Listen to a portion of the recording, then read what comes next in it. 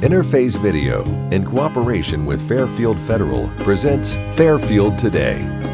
Brought to you by Fairfield Federal Savings and Loan, Fairfield Medical Center, Fair Hope Hospice and Palliative Care, the Frankie Smith Funeral Home, Fairfield County Adam H., Dagger Law, and the Fairfield County Board of Developmental Disabilities.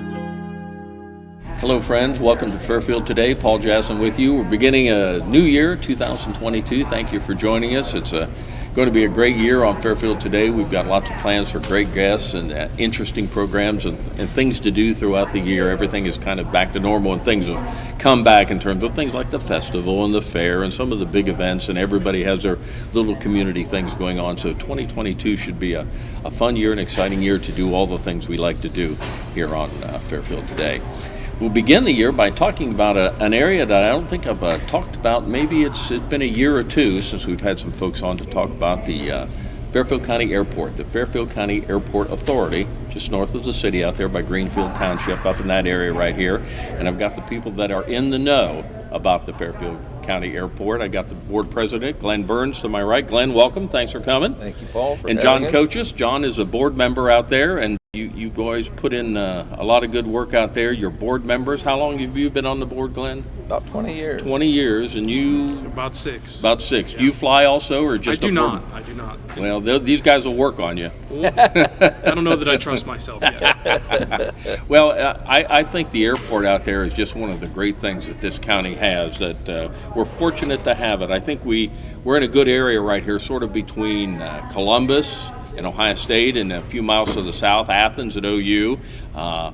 This is a good regional area to have an airport, and I guess it's always been that way. Right, and not only for fixed wing aircraft, which we have a lot of training going on right now, more so than in recent years. And we also have one of our tenants who has a helicopter operation, one of the few helicopter training areas in the state. Really? Yeah, so that makes us unique. Yeah. We talk about long-term plans. That's a big deal with the airport. You guys, and I've known you for a lot of years, and I've been around you enough to know you like to talk about the airport, but I guess the board is always thinking about what the next big deal is, the long-term plans, and one of the things, as I understand, is you've got some construction going on. We do. So this year we'll be tackling, in addition to some drainage, a leveling, hopefully, of the hump in the runway. As many of our pilots know, there's kind of a little swale, and that's because of a really old drainage tile that runs underneath that essentially carries the water from Greenfield Lake Dam. Sure. So that's something that we've been able to tackle this year and help our drainage and help the water system, the stormwater system out there, but also kind of level out that runway and make it a little better for the pilots. I'm sure they'll love that. It's probably the small things that help, and that situation just happens to be in a really prime spot for landing. So everybody feels it. Everybody feels it. Absolutely. Now, Glenn, how many hangars do you have out there right now? We have 120 airplanes. Yeah, we have 120 based airplanes. Some airplanes are multiple planes per hangar. So our occupancy is around 76 hangars that are available for rent. We'd love to increase that, and I think we're looking forward to introducing that idea of increasing hangars. And I think that's where I was going to go with that. I think maybe these long-term plans are maybe to build some more hangars? Yeah, I think that's what we'll identify ultimately. We create a master plan with our architect engineering firm, and they kind of set forward based on what we see now and what the future forecast for aviation to what facilities we'll need. And it's leaning strongly towards the need for additional hangar space. And I'm amazed in this climate where economy is kind of iffy right now. Things are, maybe not where we would like them to be in all segments of the economy, but it seems like in terms of airplanes and growth out there that you continue to want to enlarge if you had your druthers. Right, and we for example, several years ago, we had 7 or 8 open hangars, And our current situation is we have about 30 on a waiting list for hangars, and so it appears as though the need for new hangars is there, and one of our tenants is expanding a private hangar, and so there's a lot of things happening. All of these things will be good for the business community in Fairfield County. And I think it's pretty exciting. It is. I love to see the growth out there, and John, maybe you can talk a little bit about that. We would have wanted to get some information. We haven't gotten it yet from Rick Zabrak on what it's done. He would know the dollar and cents amount, but the feeling is that the community has added a lot to the overall economy of Lancaster and Fairfield County. Yeah, absolutely. And Rick Zabrak, our economic development director for the county, is also on the airport board. And he has a study with Morpsey on the impact economically of the airport and what it means to business and other economic opportunities. And it was several $1 million, at $23 million, I think is the figure that he annually contributes to our local economy. Really? Just many different components there that they're small businesses and they're important to the community, and that airport is there for them to thrive. Sure. When you look at the planes you have out there now and the usage you get, is it primarily private individuals like yourself when you owned a plane and flew out there, or is the trend now, and has it been, more corporate? I would say probably at least 3/4 are private. Yeah. And but we have a few corporate, but it's all good. It is all good. It is, and I know most of the work you do out there with planes are prop planes that come in, although pretty good sized planes. I've seen some big planes, but are you able to handle any kind of jets that can come in out there? Can small jets land at this airport? Yes, and as a matter of fact, a few years ago, we, as most people know, we put a loop in the Election House Road, because at that time, until we made that change, we had they called a displaced threshold, 250 feet. The first 250 feet of the runway, because of the elevation of the old Election House Road, was unusable. So Really? that meant even though we have a 5,000-foot runway, we were only able to use 4,750 of it.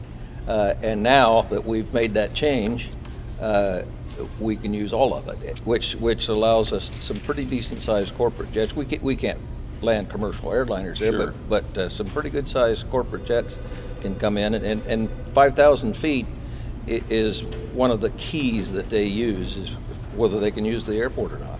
Is there much, once you leave Columbus, is there much from here on down south that can handle anything that big, or is this one of the bigger ones? This is really one of the bigger ones. Central Ohio has a couple 5,000-foot runways in addition to the main airports, but ours is unique in that we're very easy to navigate to based on our topography. It's not a tight runway, and we have the width and a brand new runway, which we completed in 2017. Really, it's a premium spot. And then our closeness to the 33 area allows us to have a commercial pilot come in, land, and go to downtown Columbus faster than they can do that at John Glenn. Really? There's no TSA, there's no... So a private pilot could come in here, drop their client off, like a NetJets or those shared type of jets. They could land here and deliver their client to downtown Columbus faster than Do you going see through some the of that commercial. going on? We do, absolutely. Several times a week. NetJets is... Several times a week, yeah. We'll be back on Fairfield Today in just a moment. Fairfield Medical goes the extra mile to give attention to their patients, to their guests, anybody that comes within those doors. There's no question that the staff there are all personally invested in seeing that I got the best care possible. The staff was so comforting. I felt like she was in the best hands. They basically gave me a second chance at life, and I'm going to make the most of it.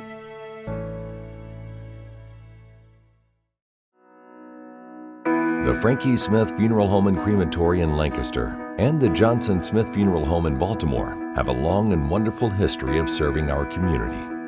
Feel free to give us a call at 740-653-0652. Stop in and see us at either of our two locations, 405 North Columbus Street in Lancaster and 207 South Main Street in Baltimore.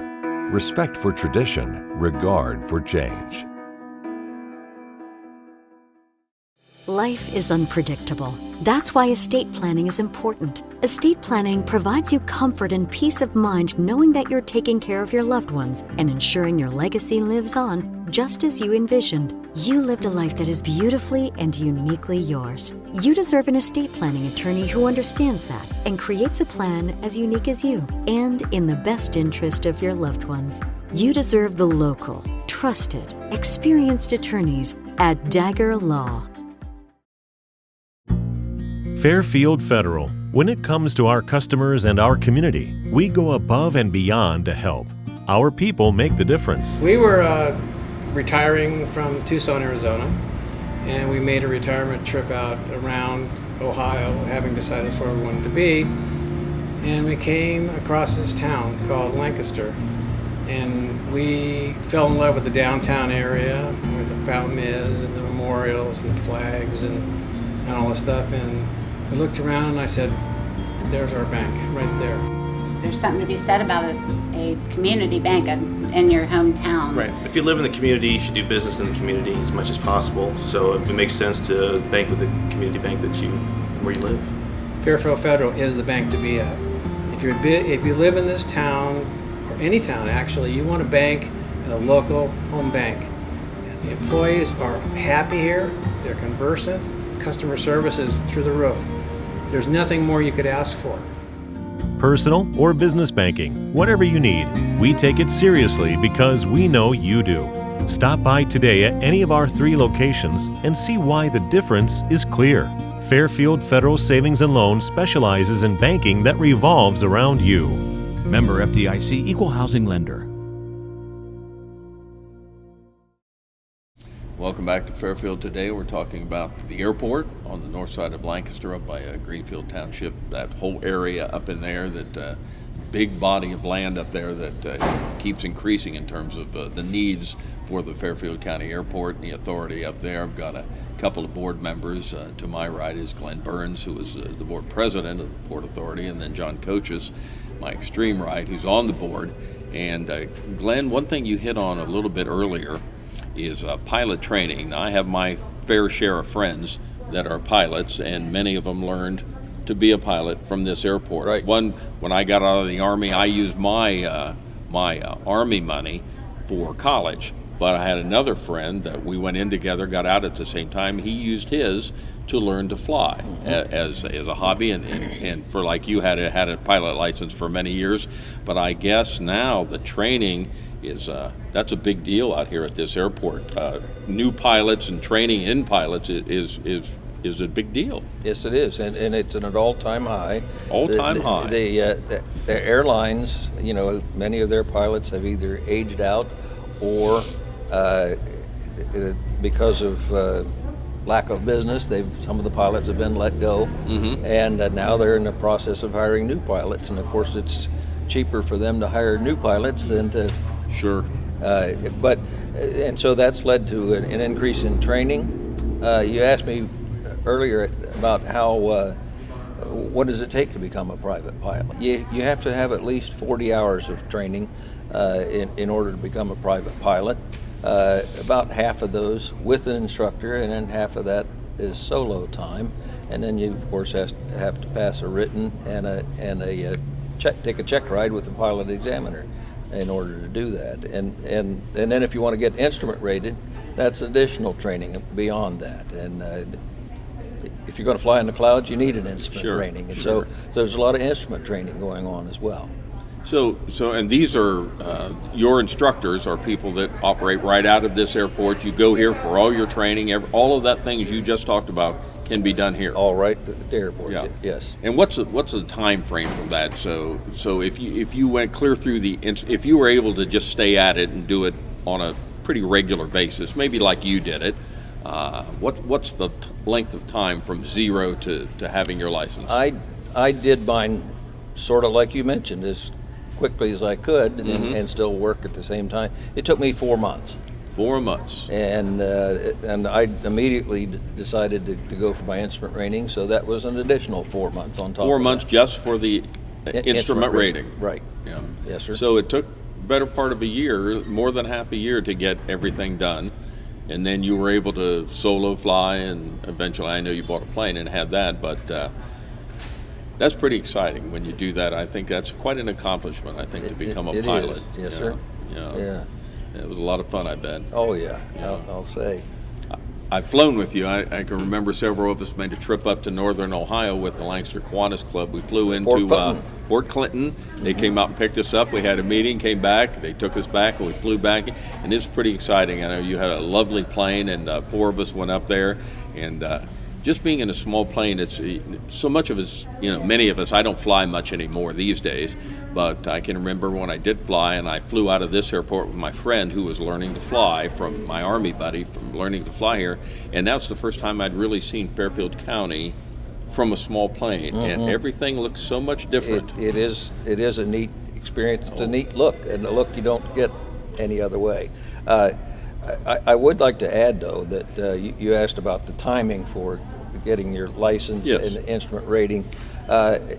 If someone does not have all the time to accomplish that in 4 months, it can be spread out over a couple of years. Now, there's, if you spread it out too much, there's a little relapse that it may take you more than the 40 hours because it's a minimum of 40 hours. Right. It could be 50 or 60, but it can be spread out if you don't have the time to put it all in one big block.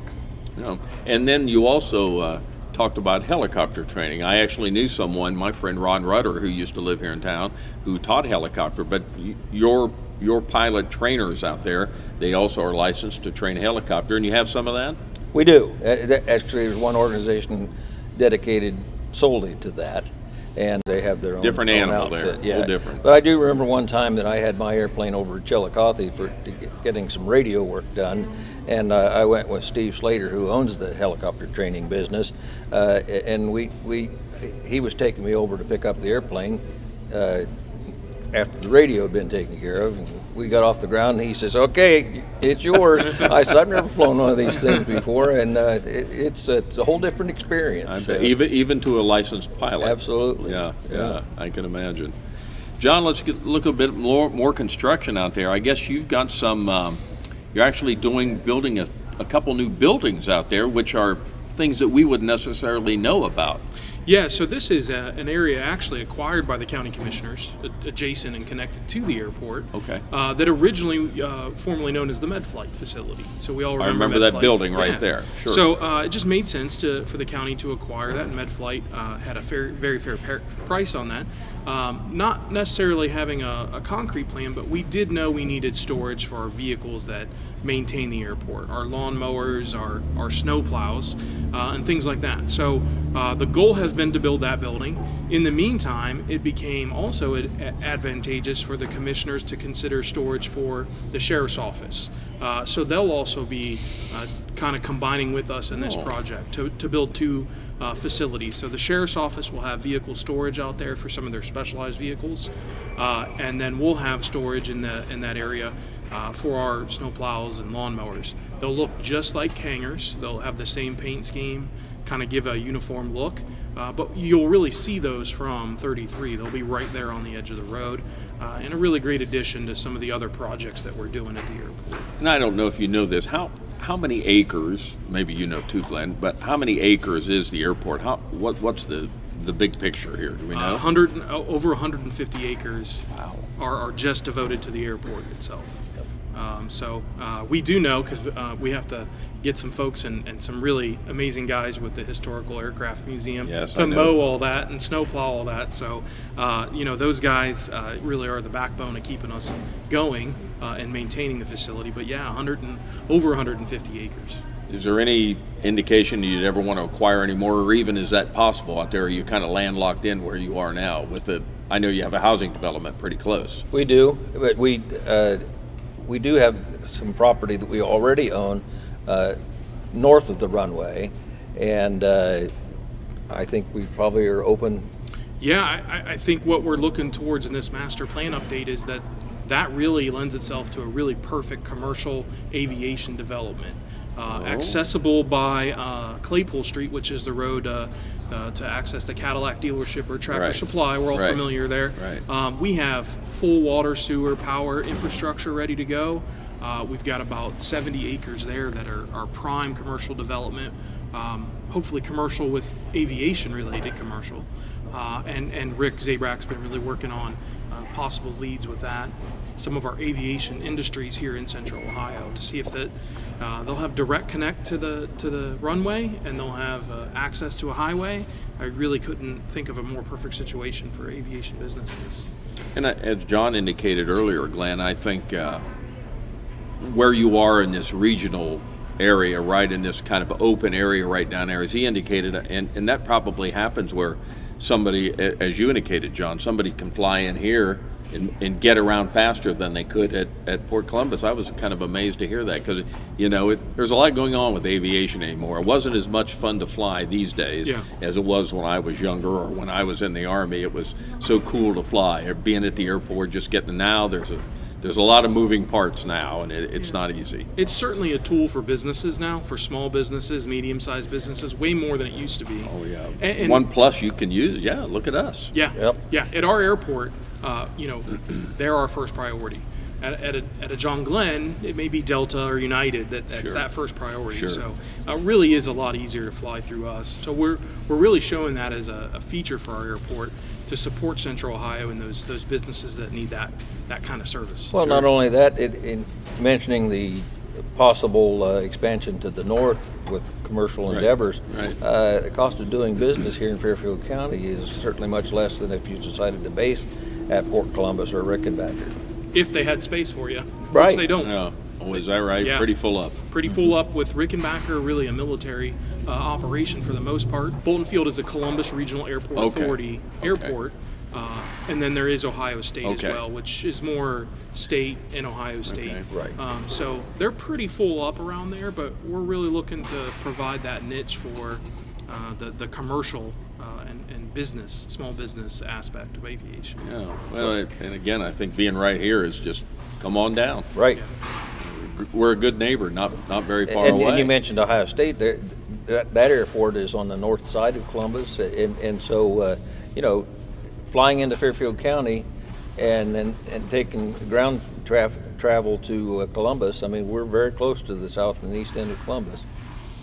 And has the regrowth of Rickenbacker, I know in the last few years they've had a big authority up there and it's grown and it's much more of a hub now than it was when I was in the Army years ago. It was more military and that was pretty much what it was. Now there's a lot of growth around Rickenbacker. Has that had any effect one way or the other on you all? I think it pushes more private pilots to us, if there was any at Rickenbacker, which would be a small number. But it really creates a demand for space. Rickenbacker is a commercial hub now. It is a really strong component to warehousing. It has to be there for that aspect. It creates less and less space for everyone else to operate at those major airports. So that gives us a little more niche clientele for our business community. And as I think, maybe we can kind of wrap it up with this too, as I think back over and it's been a while now, air shows, I can remember going out here, Jim Launch brought in some big old bombers and had some things out there with some beautiful air shows. I remember being out there at Dominion Homes and just watching the planes fly around. It was just amazing to see on that Sunday when you had an air show. Is there any thought about maybe going back to that someday? Well, if I may. Yeah, absolutely. We had a really great celebration in 2019 on Armed Services Day. Yep. It was our 75th anniversary, and we had all intents and purposes to continue on with that tradition. Funny thing happened. I got a little busy on my day job, and fast forward to now, I think we're looking for an opportunity to do some type of celebration. Maybe not a full air show, or maybe, and I'll key it to Glenn here, a partnership. Right. Yeah, and because they're talking about a Columbus Air Show, is it next year or the year after? 23. So a year away. Yeah, and so we're looking at the possibility of partnering with them and having some side events possibly at our own airport. One of the things that the general public doesn't realize is the cost of putting on one of those air shows and the risk. And if if we get bad weather, the air show doesn't happen. But the expenses But the cost are still goes there. on. That's Yeah. right. So a But- lot of moving parts. But as John said, we're looking forward to making that happen if we can. I know. Well, the public would love that, of course, just like anything else, if it's doable. Right. You know, I guess as time moves on, you'll see what they do up there and what opportunities that perhaps We'll be presents taking a itself to you. strong look at that. Yeah. Well, the airport is just a great place out there. I think it's a real asset to the community. Perhaps most of us don't know that because maybe we don't fly in or out of that airport. But a lot of activity up there, busy time, a lot of planes coming in and out. We see them flying all over. Do the helicopters, the MedFlight, do they have any correlation to you folks? I know they have their own pads. Yeah, MedFlight's no longer at the airport. Okay. We do have a tremendous amount of helicopter operations, though, because of the Havens training facility, Havens Aviation Training Facility that trains helicopter pilots. Any given Saturday, you could come out, sit on a park bench, enjoy a picnic and watch a ton of aviation activity right up close.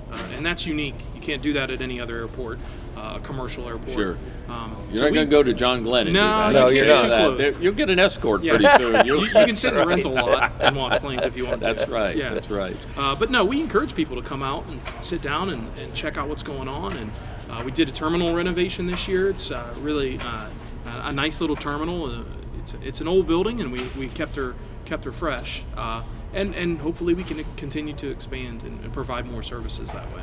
Yeah. Well, it's a great place out there. We're just very fortunate to have it here in our backyard. And we couldn't have done any of this without the support from the county commissioners. They've really bought into the airport as an economic tool and a part of the community, and that's just that we couldn't do it without them. They are our support to match grants, and they're the property owners. We just run it for them. Well, we look for great things out there in the coming years. I know you got some big plans. We'll watch for that as things move around up there. So Jon Kochis and Glenn Burns, my guest here from the Fairfield County Port Authority out there. Exciting time. Big future ahead of you right here. Yes, sir. Yeah. Thank you, Paul. Well, we appreciate you being with us today. Enjoy talking about the Fairfield County Airport here on Fairfield Today. Interface Video, in cooperation with Fairfield Federal, presents Fairfield Today. Brought to you by Fairfield Federal Savings and Loan, Fairfield Medical Center, Fair Hope Hospice and Palliative Care, the Frankie Smith Funeral Home, Fairfield County Adam H., Dagger Law, and the Fairfield County Board of Developmental Disabilities.